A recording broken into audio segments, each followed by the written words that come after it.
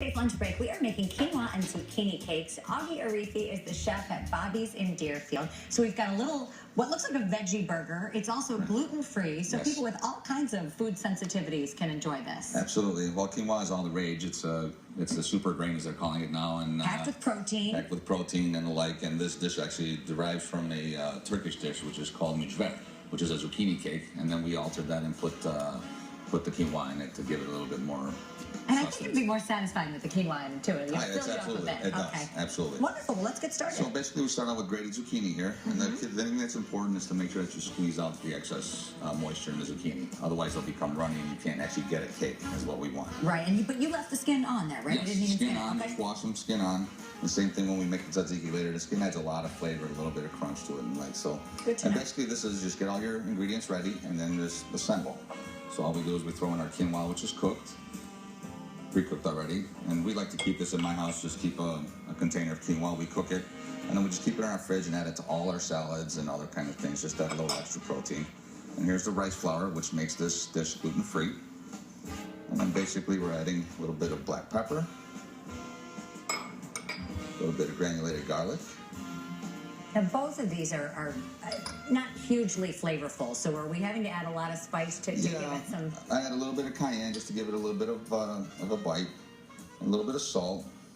Then we have some grated carrot, and then basically some fine chopped scallion. Wonderful. Well, give it all nice even more flavors. Veggies in there. Absolutely. Love it. And then you just take the time and mix it all up together, like so. We also add one egg to add a little bit more moisture.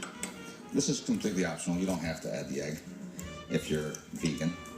Otherwise, this dish... That helps bind it together, though, certainly, if you want to fry it up in the pan. Right. So this dish becomes gluten-free and vegetarian. Very healthy for you. And then, so you see, this takes a little bit of time to get it together because of the rice flour. It's a little bit grittier. So basically, just mix it all together like so. So you could add regular flour if you weren't trying to eat gluten-free. You could, absolutely. The rice flour gives it a little bit of a gritty texture to it.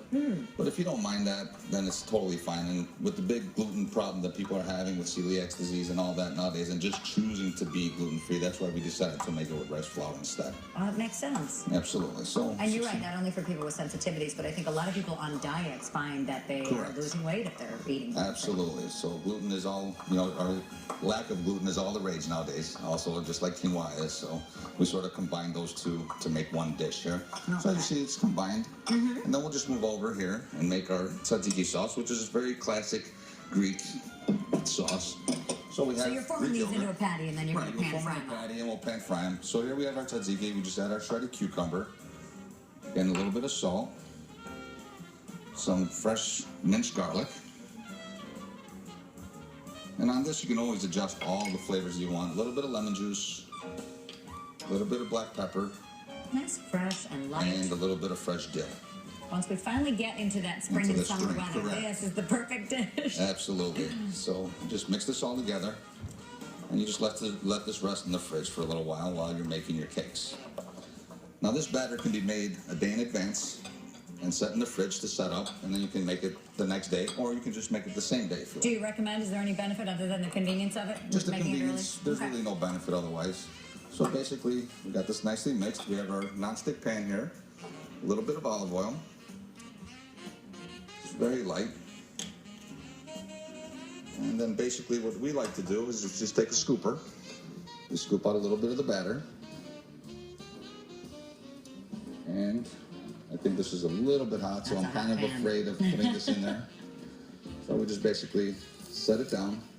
And then with the backside, you'll mash it down to make a nice patty about a half-inch thick, like so. Cook it about 2 minutes to one side, 2 minutes to the other side. Get a nice little sizzle there. And basically, fast. Absolutely. And the way we want them to look when they're done is like this. Oh, they look delicious. Absolutely. So now we're going to serve it with a salad. Very, very simple to make a meal out of this. Basically, we'll get our plate here. This will be very simple. For you. Thank you. It's just a little bit of olive oil, a little extra virgin olive oil, a little fresh arugula here. You can use any green. You can use Mexican greens. You can use kale, whatever you like. We like it to serve it with arugula.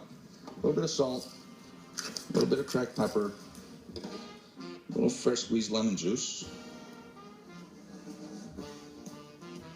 So All right, while you're plating that up, I want to make sure that people at home know where Bobby's in Deerfield is. It's at 695 Deerfield Road, and there is a website. You can find out more at bobbysdeerfield.com. You can look at their menu, and we will put the recipe that we made today, these wonderful quinoa and zucchini little burgers.